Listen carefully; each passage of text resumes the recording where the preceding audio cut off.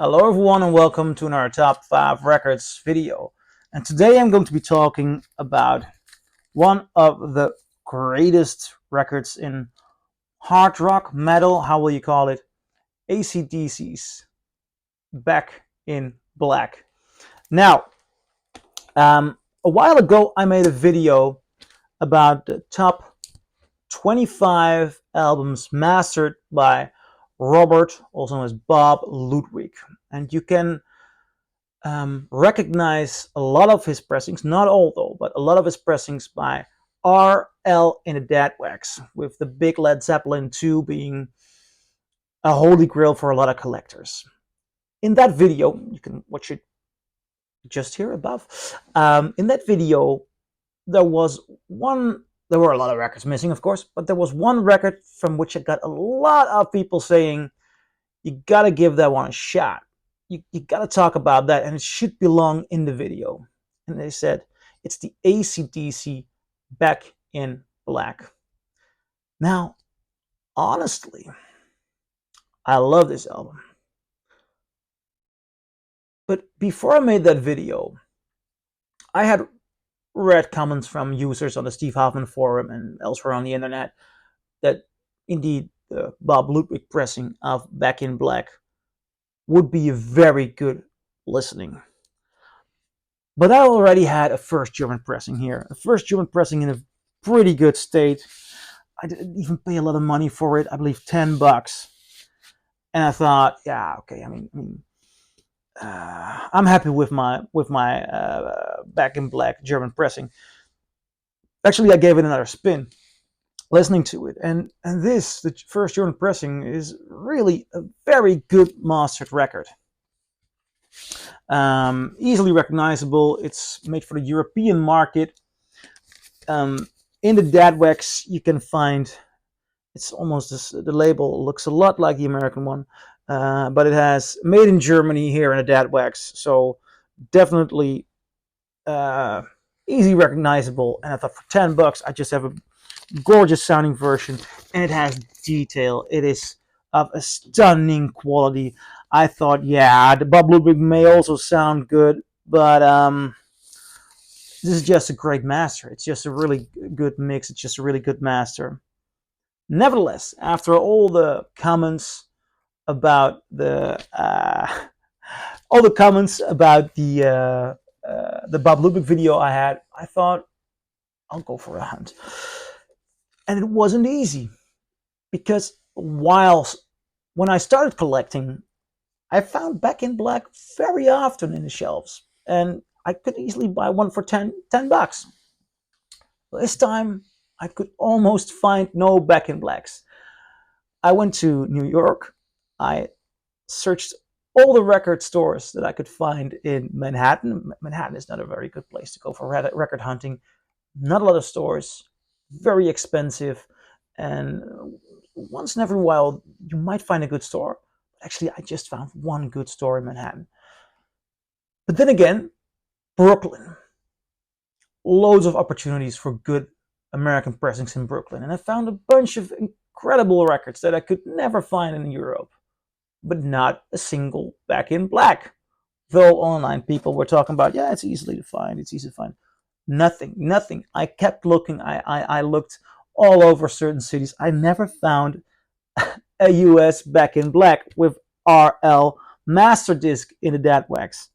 I believe it's Masterdisk, right? I'll give it a second. I'll give it a look, so you guys know what to be searching for.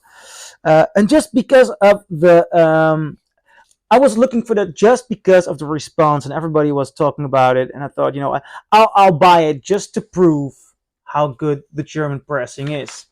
Now, last week in Amsterdam, by sheer coincidence, I took a look at the AC/DC section at a record store called Waxwell Records, and Waxwell Records has a lot of American pressings. They import a lot from the US. It's just behind Dam Square, and I found this USA original Masterdisk RL Bob Ludwig, and I was thrilled to find it. Now you can listen to the record in the shop there, and that's what I did. And although I mean, The system of a record player and a receiver in a shop, I'm always a little bit reluctant to use it to observe the quality of a record, because I do comparisons always on the same system. Then you truly hear what the difference is, because I do not know if a system in a record store has a boosted bass or how it reflects the middle. But I've been listening to a lot of records on that thing, so I did have sort of like an idea how much detail it would show. And although I listened to a lot of American records on that record player, when I put the needle on this one, and I heard the dynamics, and I heard the detail of something as simple as the church bells on the opening track. No, not the opening track, but you know, the church bells on this record. It was just bam. Ooh, this is good. And then drums, vocals. I thought, man, this might be worth the hype. Bought it. I paid 30 euros for it. That's above Discogs prices, but try and find one in Europe. And I was just so curious. I took it home and I compared it to the first German. And the first German is seriously stunning. If you cannot find a first Robert Ludwig, go for a first German, because it's really good. Putting them together, even just comparing the bells, you know, so much more middle, so much more detail, a full definition. And the most bizarre thing here is, and that is why it should have been in my top 25 best Bob Ludwig mastered albums, this is the record that reminds me the most of his most valued record, Led Zeppelin 2. There is an element of detail in the way the vocals, the high frequencies of the drums, and the overall body and detail and definition of the guitar that really reminds me of how good and the quality and the definition and the texture of that Led Zeppelin 2 sounds. This is just as rough, as detailed, as gorgeous. And this is, I mean, this should be in that video and it should be at the top. Is it worth the hype? Yeah, it is worth the hype. And if you can, jump the bandwagon of this hype right now, because the prices are low, it's still affordable, and you can get one of the best sounding Bob Ludwig mastered albums. It is a treasure to your ears.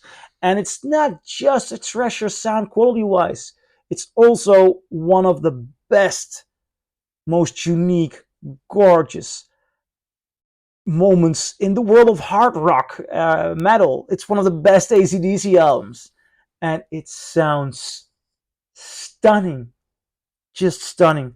So I'm curious, do you have one? Are you going to buy one? Leave a comment below and I'll see you in my next video and we'll talk about this. Thanks.